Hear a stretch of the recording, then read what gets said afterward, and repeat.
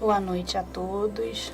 Queremos agradecer a presença de todos vocês aqui no MAP conosco para mais um Evangelho no Lar. Boa noite, Lino. Boa noite. Boa noite a todos. Vamos aproveitar este momento para pedir a espiritualidade, para fluidificar as nossas águas, para que elas possam servir de remédio para o nosso dia a dia. Nós vamos começar hoje o nosso Evangelho com uma prece de agradecimento por estarmos aqui reunidos em nome de Jesus para mais uma lição edificante, para que os nossos lares criem a condição de harmonia e que vocês possam refletir sobre todas as palavras que vocês lerem junto conosco e, se quiserem também, colocar nas suas intenções, nos seus propósitos, fazendo uma prece elevada para os seus entes queridos e para todo o planeta. Que as falanges do nosso MAP, Francisco de Assis, Fabiano de Cristo e todos os outros envolvidos nesse caminho do bem, sob o manto de Maria, as luzes da doce Maria, que elas possam irradiar em os nossos lares, nossos corações, equilibrando os nossos sentimentos e os nossos pensamentos. Que assim seja, graças a Deus. Graças a Deus. Nós vamos ler hoje, como página de abertura, o nosso livrinho da coleção Fonte Viva, o livro Pão Nosso.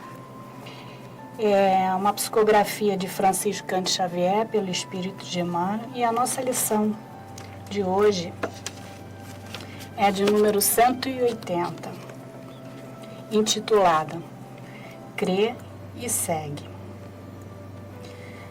Assim como tu me enviaste ao mundo, também eu os enviei ao mundo. Jesus, em João capítulo 17, versículo 18. Se abraçaste, meu amigo, a tarefa espiritista cristã, em nome da fé sublimada, sedento de vida superior, recorda que o Mestre te enviou o coração renovado ao vaso do campo do mundo, para servi-lo. Não só ensinarás o bom caminho, agirás de acordo com os princípios elevados que apregoam. Ditarás diretrizes nobres para os outros, contudo, marcharás dentro delas por tua vez. Proclamarás a necessidade de bom ânimo, mas seguindo estrada fora, semeando alegrias e bênçãos, ainda mesmo quando incompreendido de todos. Não te contentarás em distribuir moedas e benefícios imediatos. Darás sempre algo de ti ao que necessita. Não somente perdoarás, compreenderás o ofensor, auxiliando a reerguer-se. Não criticarás, encontrarás recursos inesperados de ser útil. Não deblaterarás, valetearás do tempo para materializar os bons pensamentos que te dirigem. Não disputarás inutilmente, encontrarás o caminho do serviço aos semelhantes que em qualquer parte. Não enviarás simplesmente no combate palavrosos contra o mal. Reterás o bem, semeando-o com todos.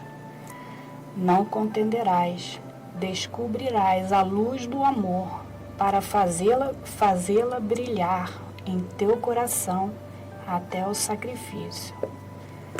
Ora e vigie, ama e espera, serve e renuncia.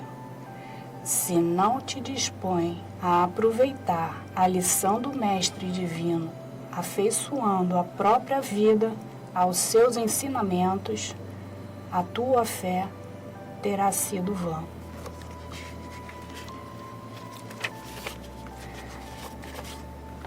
aqui nós podemos destacar, nessa lição, já a passagem evangélica que João anotou.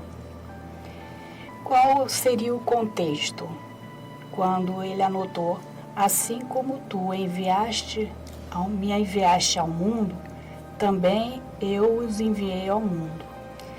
Nesse momento, Jesus estava orando num monte, Jardim das Oliveiras, porque ele sabia que já estava chegando a hora derradeira. E aí ele conversa com Deus, dizendo: assim como tu me enviaste ao mundo, também eu os enviei ao mundo. Era o momento em que ele sabia que os discípulos já estavam preparados, tinham testemunhado várias circunstâncias com ele, vários fatos da bondade, da caridade, do trabalho ao amor, no amor. E ele conversando com Deus, com o Pai, ele diz isso. Então, Emmanuel vem e comenta que todos nós, quando nos dispusemos a reencarnar, e reencarnar muitas das vezes na condição de médiuns, a gente abraça as lições de Jesus no nosso planejamento reencarnatório. Então ele vem comentando aqui, quando a gente abraça essa tarefa espiritista cristã, que é com Jesus, em nome da fé sublimada, onde tudo a gente pode suportar, porque nós temos no nosso espírito esse entendimento, embora a gente esqueça, a gente vem com essa missão do coração renovado ao vasto campo do mundo para servir a Jesus. Essa é a função do homem de bem. E a gente não só vai ensinar o bom caminho a todos, com o nosso exemplo, com as nossas atitudes, com os nossos sentimentos, mas essas atitudes, esse bom caminho tem que estar baseado nos princípios elevados, aqueles que a gente recebeu. E assim, ele nos dá uma orientação para que a gente não fique resvalando nas sombras dos desejos, das desarmonias, das dúvidas, em relação às questões que vão ser apresentadas para que a gente possa se transformar. Ele nos dá essa orientação, que é a mesma orientação que Jesus estava tendo quando ele estava lá em oração, conversando com Deus. Ora e vigia, ama e espera, serve e renuncia. E ele dá uma advertência aqui para a gente refletir sobre essa lição. Se a gente não se dispõe a aproveitar essa lição que a gente tem do Mestre Divino, Jesus, afeiçoando a nossa própria caminhada aqui na Terra, a nossa fé terá sido em vão. Então, essa é a nossa oportunidade de estarmos aqui vivendo nesse mundo, aprendendo essas lições de Jesus.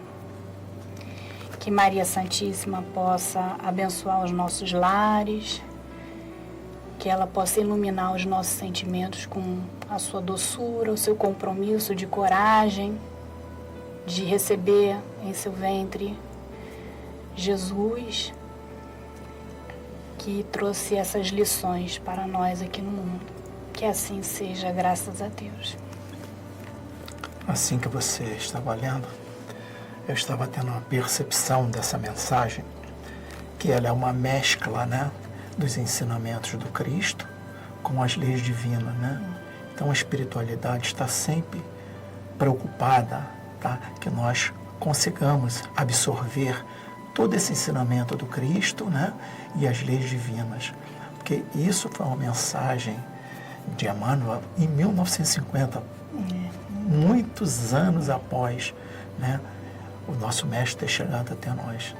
Ele já tinha essa compreensão, né, da importância desse mandato de amor, né, que Jesus amorosamente nos recebe aqui no planeta Terra para ajudar ele, né, porque tudo e todos estão em evolução. Exatamente. E esse é o nosso caminho. É.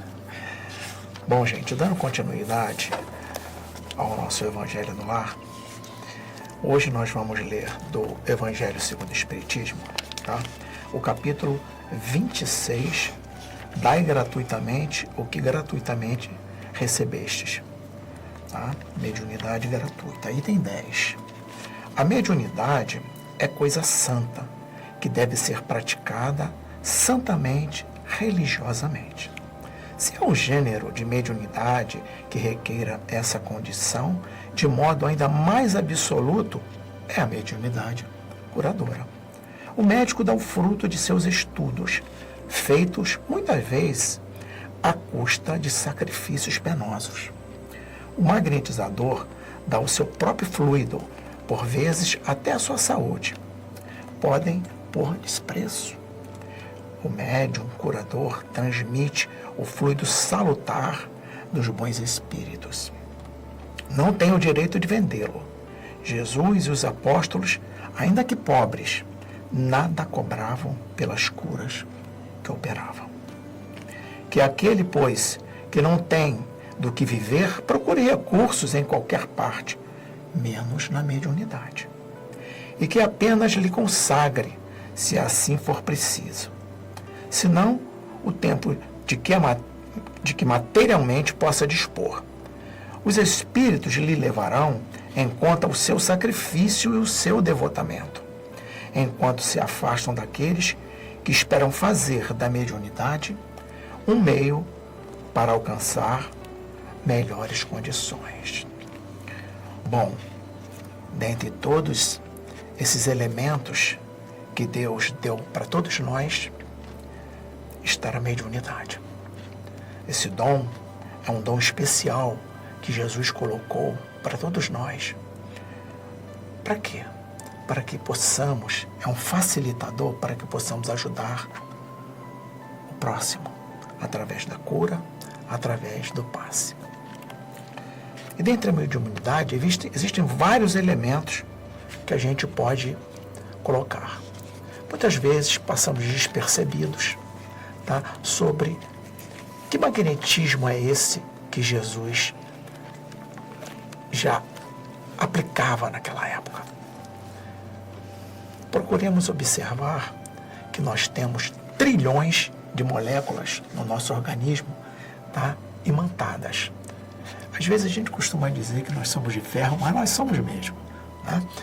Então, a mediunidade, tá, ela é um elemento fundamental para que a gente possa nos transformar, mas ajudar o próximo. Pensando sempre que o tratamento da cura, bem como o passe, tá, eu chamo de um triângulo de três pontas, tá, no qual está o magnetizador, a espiritualidade e o paciente. E quais são os elementos fundamentais para que tudo isso possa desencadear, tá, de uma forma útil o tratamento que esse paciente vem nos procurar? Primeiro, é a moral do médium. Ele tem que estar conectado aos ensinamentos que o Cristo nos trouxe. Isso é fundamental para todos nós. O paciente, ao estar recebendo esses fluidos magnéticos, vamos chamar de fluidos positivos, tá? Ele tem que estar totalmente concentrado, porque o paciente, ele não pode estar ligado à espiritualidade e ao magnetizador, tá, com a mente pensando nos problemas que ele deixou lá fora. Não, então nós temos que ter uma concentração total, tanto o magnetizador quanto o paciente, pois nós sabemos que a espiritualidade, os espíritos que fazem essa transição, tá, de fluidos positivos, tá, eles estão sempre dispostos a nos ajudar. Mas qual é o elemento fundamental para a proximidade desses espíritos? É o pensamento positivo. Esse pensamento é que vai transmitir, tá, esses fluidos para o nosso paciente. Mas que pacientes são esses? Nós mesmos. Nós somos pacientes, né? Nós estamos aqui na Casa Espírita, no MAP, tá? Para nos curarmos também das nossas dores. Nós, quando chegamos aqui, viemos buscar algo muito diferente do que tínhamos dentro da nossa proposta. Então, por isso que hoje é fundamental, tá, a gente seguir o ensinamento do Cristo. Como você falou aí no Homem de Bem, o Homem de Bem é o caminho para todos nós nos transformarmos num espírito melhor. E Deus é tão misericordioso que já traz na mediunidade essa condição da personalidade magnética, né, que o médium vai desenvolver no caminho do bem, né? Trabalhar essa mediunidade dele, esse magnetismo, através da prática da caridade, né? Seja ela moral, ou seja ela material. Como o Emmanuel falou, mesmo que a gente dê moedas a alguém, a gente sempre pode dar algo a mais do que a gente tem, né? E o Espiritismo, tá? A gente costuma sempre dizer que o Espiritismo ele está de mãos dadas com a magnetização. Porque nós, tá, seres humanos, temos, né, esses elementos, não foram dados esses elementos de uma forma inútil, foram dadas para algum propósito. Nossas moléculas, elas são imantadas, temos ímãs dentro da gente, tá? Por quê? Porque o nosso corpo é perfeito.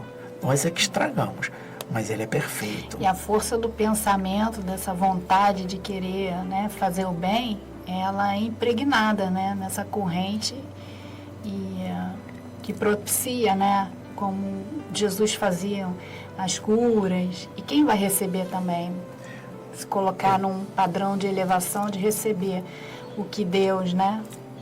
Exatamente. O fluido positivo, tá? Ele só é gerado através de um pensamento negativo.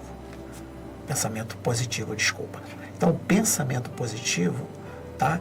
Ele faz com que esses fluidos positivos possam chegar de uma maneira sutil, tá, e adequada para aquele que está precisando daquela cura.